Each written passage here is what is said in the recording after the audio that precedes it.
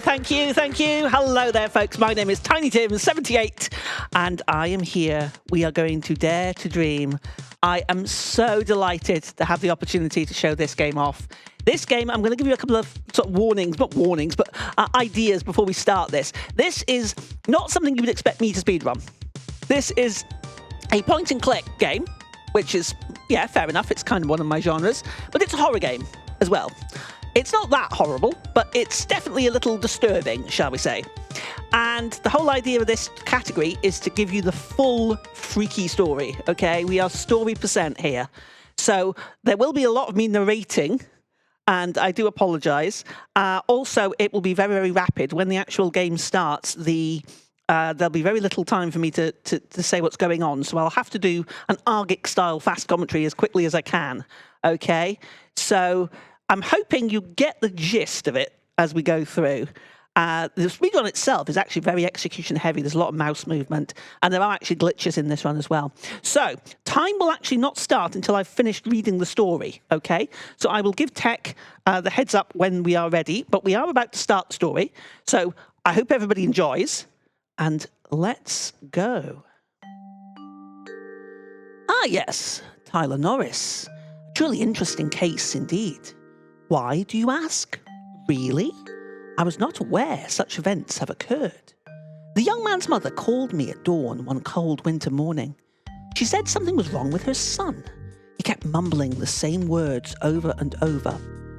Christian is coming. Consider him, for he hates me with cruel hatred. I don't want to see him, meet him, or become him. He must be stopped. I told her to bring him to my office that instant. When they arrived, he was still shaking and talking gibberish. His eyes were practically bursting out of their sockets. He was white with fright, and his clothes were drenched with sweat. Let me tell you, I've never seen anyone like this before. And I'm not one for the old school, but hypnosis was the only solution I could think of. I brought him back from where he was and began to ask him questions, slowly, one at a time. Where are you? There. His lair.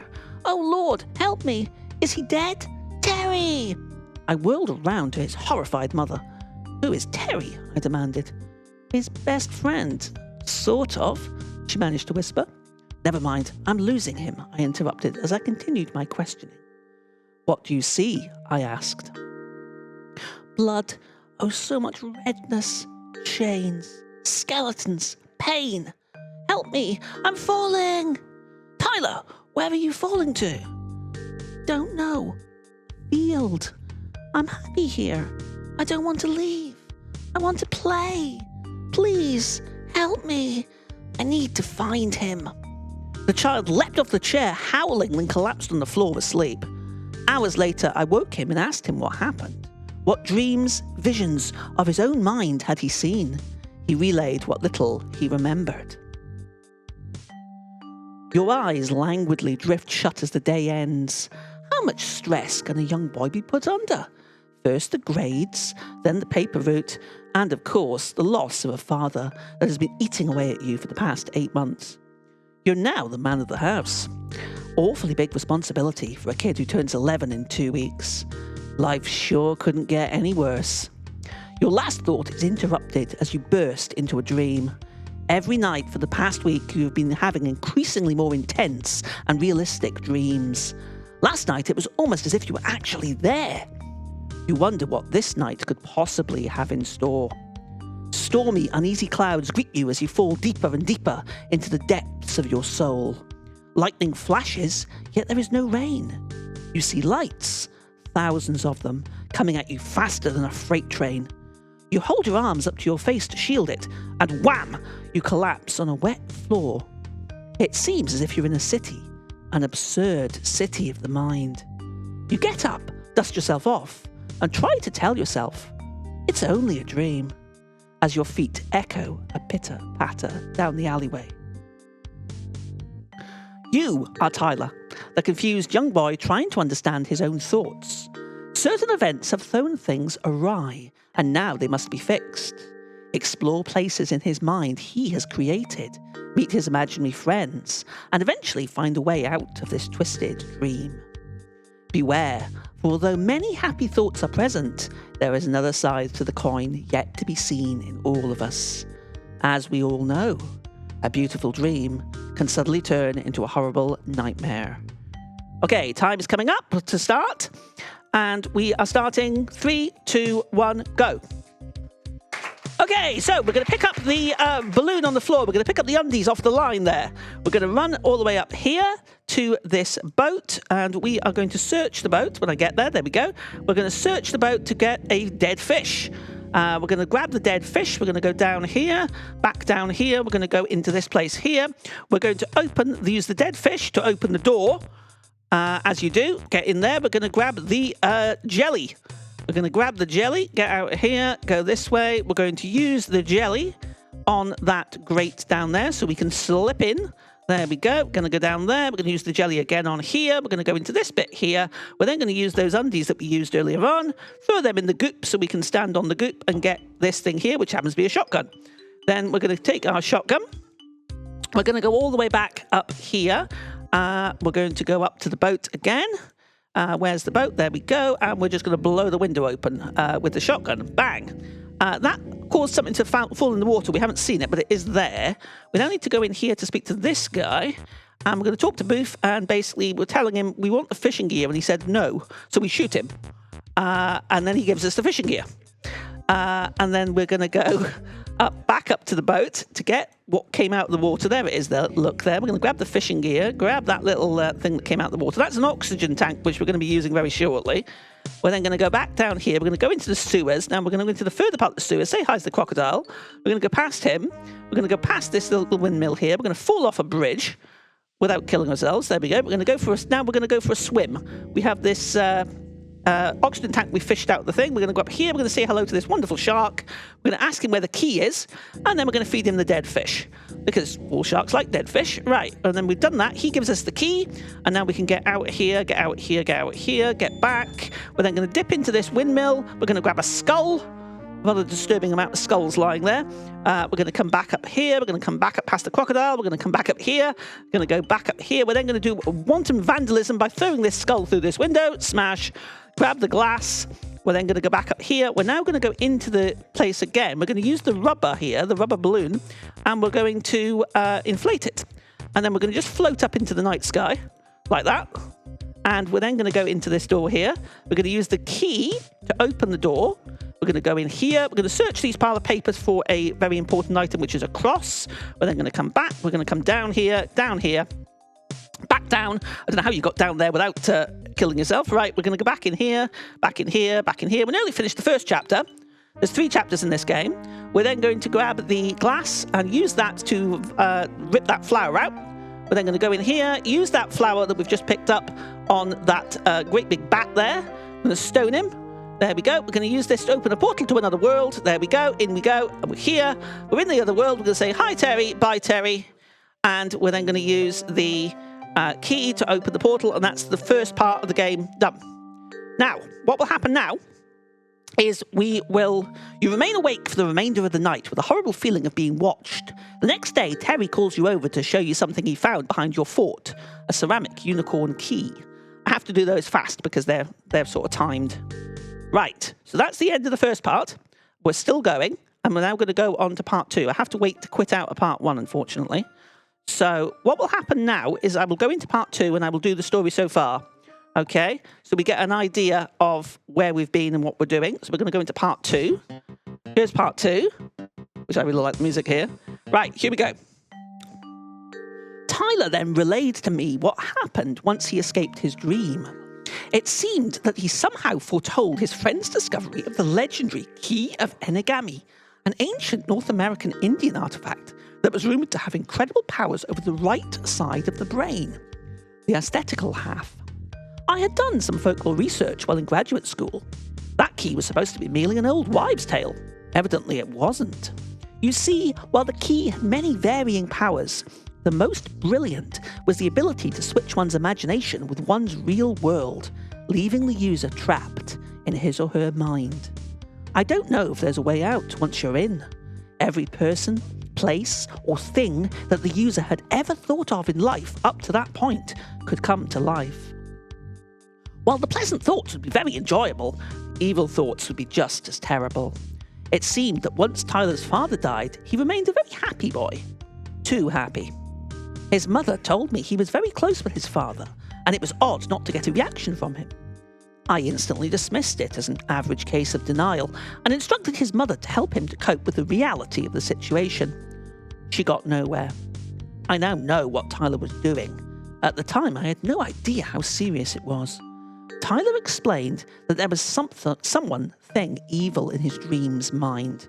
He had to kill it. It finally dawned on me. The reason that Tyler remained so happy was because he took every painful or hateful emotion and suppressed it instantly. From that, I was able to infer that these emotions may have somehow developed into their own person or personality. Tyler, in his dreams, saw this coming and realized he somehow had to destroy this person before it destroyed him. He told me that the morning after he had his dream, his best friend Terry called him and told him to meet at their fort. Terry had found a key. The key. Tyler used it, and it worked. Okay, so we're now going into chapter 2. Before we start, I have to load a save. There's a reason for that, because it will help the glitch later on. Right, we're going in. We're saying, hi, Terry, bye, Terry. Again, we're going to go down here. We're going to pick up the key. There's the key. We're going to go up here. We're then going to use the key to go through the door and into the dream world again. So there we go. We're into the dream world. And there we go. This is where it starts to get a little bit more freaky. We're going to pick up the stick. We're going to pick up the fruit. We're going to go this way. We're going to search in these rocks. We're going to pick up the pills. And we're going to go this way, this way. Then we're going to show you why pills are bad, because we're going to take the pills and go and shrink ourselves down here. We're then going to climb up into this tree. Love that mouth. We're going to put the stick in the mouth, as you do. We're then going to go excavating in a tree's nostril to get some snot. We're then going to go up here, and we're going to grab that thing there. We're going to go out. We're going to go back into the mouth, because we haven't had enough of it the first time. We're then going to use the pills again to shrink down into this can. And there we go. We're going to grab that stick out there. We're going to come back up. Come on. Where are we? There we go. We're out. We're then going to use the stick on this webbing here, which is very important for later on. We're going to come out the mouth. We're going to go down here. We're then going to use the pills again. Lots of pill popping in this chapter. We're going to go in here. There we go. And say hi to Dinks. Right. Hello, Dinks. We're going to say what's in the bucket. And then we are going to give him the snot. He likes a good bit of snot. There we go. And we're going to nick his bucket. There we go. Right. We've dealt with him. Let's come out there for now. We're then going to go over here. We're going to use the pills again to go into the mouse hole, the anthill. And because we can't get into the anthill, we're just going to blow it up. Poor ants. There we go. Boom. There we go. We're going to get in there. We're going to go over to this one. We're going to say, hi, Clifford, bye, Clifford. We're going to go in there. And then we're going to go in and see the Queen. Now, this is where the skip comes in. Because that dialogue wouldn't be there if we hadn't used the save. It skips a whole chunk of the section. There's, in fact, 2 characters we don't actually see in this chapter because of the skip. And it makes it a lot faster. It's about a third of the chapter, actually. Okay, so we're now done with the ants. We come out here. We're going to go in here to this cat and dog. We're going to nick his barrel. We're then going to use the pills again. We're going to pill up. There we go. In here, we're going to use the torch to set fire to this. There we go. Burning torch. We'll say, Boris. Hello, Boris. Hi, Boris. What happened to your foot? And then we're going to give Boris a fruit, because he wants a fruit. There we go. Hello, Boris. Let's give him a fruit. There he is. Okay. And he is going to give us a bean. And there we go. We got the bean off Boris. We are nearly finished, actually, on chapter 2. We're going to go this way. And now we have to go back in here. And don't forget this. We're going to say hello to Omar. Bye, Omar. And we are going to grab we're going to steal his booze. There we go. We've stealed his booze from his endless supply. We're out there. Right, now then, this is the bit that can sometimes be a bit tricky. We're going to go into the forest here. We're going to use the torch, and we're going to explore the spooky forest. In we go. And I need to get these flowers in the right order, and hopefully they behave themselves. Sometimes they can be a bit problematic. Yeah, there we go. First time. Excellent. Right. Okay, up here. Up. There we go. Now, mushrooms. We're going to use the pills for a final time to shrink down here. And we're going to press that rather bizarre-looking switch on that mushroom. There we go. There we go. Up here, that opens the cave. We're going to grab that crowbar. And then we're going to go down, back to here. We're going to go up. We're going to go up here. We're going to use the crowbar to tip that rock over, because we need that to finish the chapter. And now we're going to do a bit of vandalism. We're going to use the bucket on this poor guy's head, like that. We're going to use the bomb to blow this up, like that. And finally, we're going to use the bean and the ale. This guy's cheery. He's very happy. Open wide. There he goes. Put him to sleep. Right. There we go. And finally, we're going to use the key to unlock the nostril here. And in we go. That's part 2. Right. The land before you trembles with evil. It is hard to imagine that after seeing so much silliness that something so horrible could exist in your mind.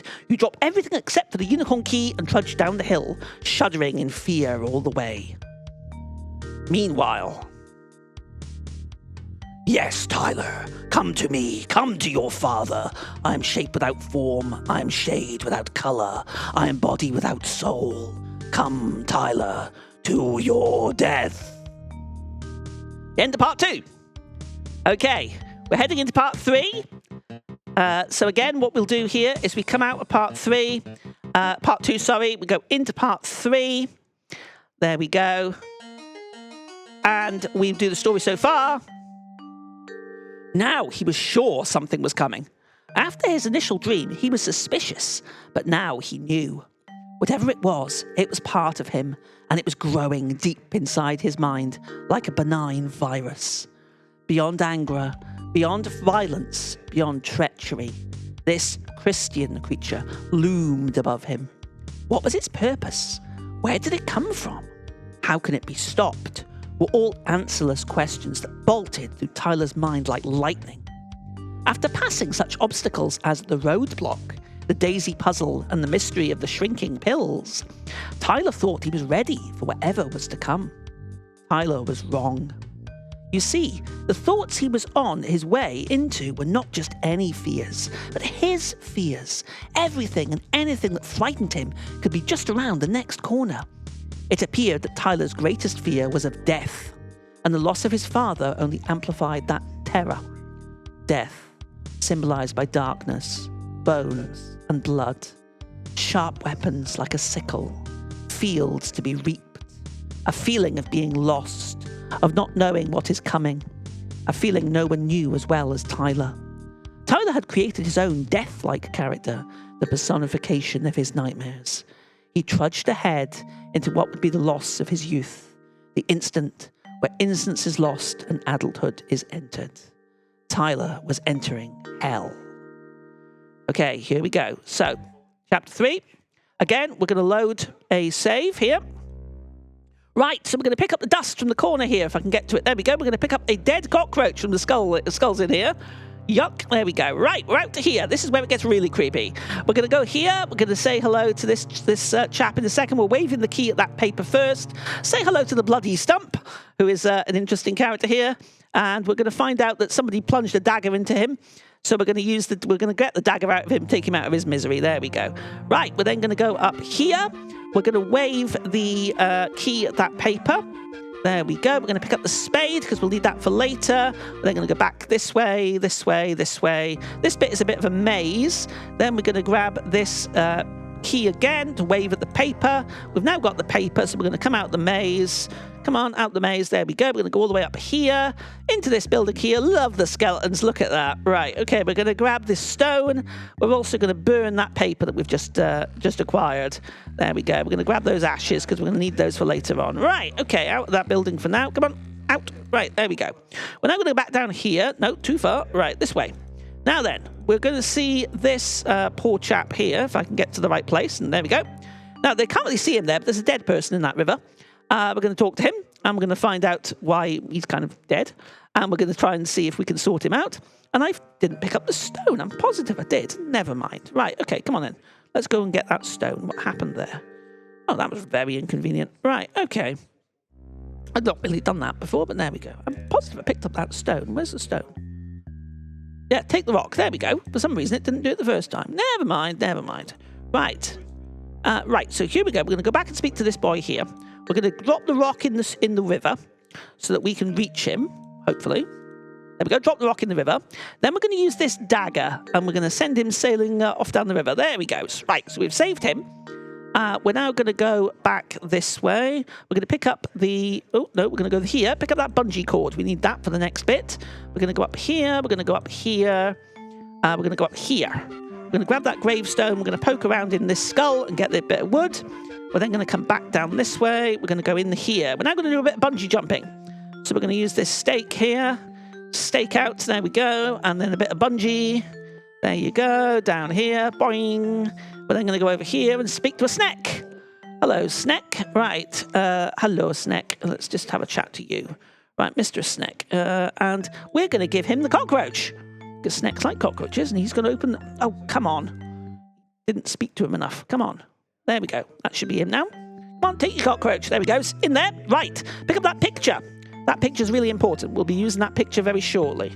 We're not a million miles off the actual end of the chapter, but there is a good bit of dialogue at the end. Okay. In fact, there's quite a bit at the end, I'm afraid. Right. We're going to go all the way back up to this place here. And we're going to develop that photo. So we just take the photo and we roll it over the flames, hold it over the flames. And there you go. And the photo starts developing. We're then going to go down here and do a little bit of burial. We're going to go this way. We're going to go up. This is a little maze that you have to know the right way to go. There we go. We've got this poor dead guy here. Let's talk to him. Hello. And yeah, you're kind of dead. He wants a resting place. So we do a bit of planting here. We're going to dig that out, put him in, dig that back. We're then going to put a gravestone on him. Oops. Gravestone, there he goes. And then we're going to go ashes to ashes, dust to dust on him. There you go. Ashes to ashes, dust to dust. And he's going to reward us with a mirror. We're going to grab that mirror and get out of here now. Come on. There we go. We'll come back out of here. Right, we're nearly finished. We need to go in here. We now use the mirror to turn those eyes off. Okay? And then we can go inside here. Now, this is where the skip is. Because in my inventory is a bucket. And it allows me to get straight past here. Normally, you'd have to do a puzzle to deal with it. All right, I'm going to pick up that sickle. This poor chap has seen better days. Yeah, he's really struggling a little bit. So we're going to grab that sickle from him. We're going to go all the way back down here. Right, come on. There we go. We're going to go up here. We're going to go to that tree. We're going to take the sickle and we're going to take that leaf. And we are just about done. We're going to go up here, in here, up, up, up, up, up, up. There we go. Right. Hello, Solomon. Give you the leaf. Put you out your misery. There you go. There he goes. That's great. Now, one final bit we've got to do. We've got to go all the way back down. We can't actually do this bit until we sort him out. So, unfortunately, this section's a little bit backtracking. We're going to go all the way down here. We're going to go down to this place that we haven't been to before. And we're going to wave the picture at this. And that's going to give us a crystal. And we're going to use that crystal in a second. There we go. We're nearly done. As I say, there'll be quite a bit of time will come. I'll announce time. And then there will be quite a bit of dialogue after time. Okay, there we go. Jump into the hole of holding the crystal. We'll speak to this horrible little rodent over here. There we go. We're going to give him the photo. And there we go. He opens the door. We're going to go through here. And time's coming up. And time. Okay. We're not finished, however. This is where it gets... we've got lots of story here. So let's just... I have to do it quite quick. Something's not right. I can feel it. What the... Oh my God. No! There he is. I knew you would come to me. Tell me, Tyler, who do I remind you of? Do I frighten you? Come with me, Tyler. I will give you pain beyond any you have ever felt. No, let me be. I came here to destroy you, not to listen to you. We can't have that, can we, Tyler? You came here to become one with me. Do not resist. Let the pain take you. No, those eyes cannot succumb. Yes, I will come with you. Give me agony, hate, and distrust. Christian, you are and have always been my father. No, don't do it, Tyler. What? Terry? How? He wants you in hell for eternity. You must fight it. You're right. I can't let the darkness overcome me any longer. Christian, I must destroy hate with hate.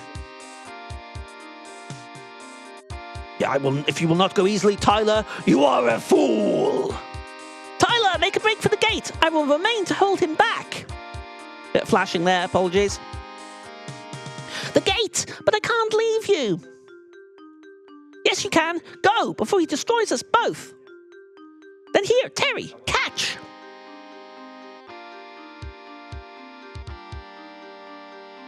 Got it. Run, Tyler.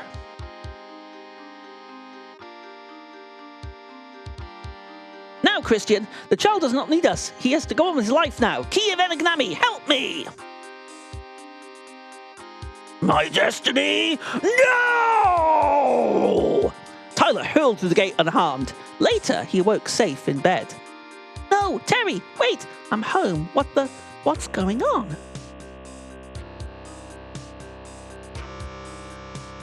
Tyler felt an undeniable urge to visit his father's grave. He leapt out of bed, bolted downstairs past his mother, jumped on his bike and hauled off to the cemetery.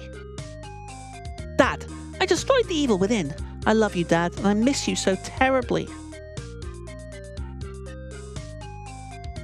I will never forget you, Father. So that's how it was. The boy had two other personalities. One that was completely pure, the other completely corrupt, both struggling for control of his mind. The stress of the death brought this out in him. These entities that perhaps we all have inside of us, deep down, fighting for control every day. Tyler is now a lot more open with not only me, but his mother also. He is faring well, I hear, and is able to express what he feels a lot better. Not quite as quiet as he used to be, but I cannot say that I would not change greatly experiencing what he did. Rumours abound that he keeps that key somewhere, well hidden, in case he ever has to journey into his mind again, in case if he has to dare to dream once more. And that is that. Thank you very much. Thank you for watching. I hope everybody enjoyed that. And we get a little crash right at the end there. Let's get back onto that. There we go. Thank you very much indeed, BSG, for letting me do this little bonus run there. I really do appreciate it. And yeah, I will hand it back over to User. Thank you very much for running Dare to Dream, Tiny Tim. And before we move on, we actually have a couple of donations to share. Oh, great. Go for it. We have a €10 donation from Masha, with a note from Dinks. Thank you for the snot, Tim. Great run. Thank you. We have a €3 donation from Nepumuk, saying, I'm so very entertained. And we have €5 donation from Nashlax, saying, I'm so glad I arrived on time for a surprise Tiny Tim run. It wouldn't be the same marathon without Tim showing us a glimpse of history that brought us all the games that you've seen this week. You're an amazing friend, Tim, and I'm glad you get to show a bit of my childhood. Thank you everyone for your donations. We'll be setting up for the next run, Deus Ex Human Revolution by Heinke, and we're going into a quick intermission and we will be back soon.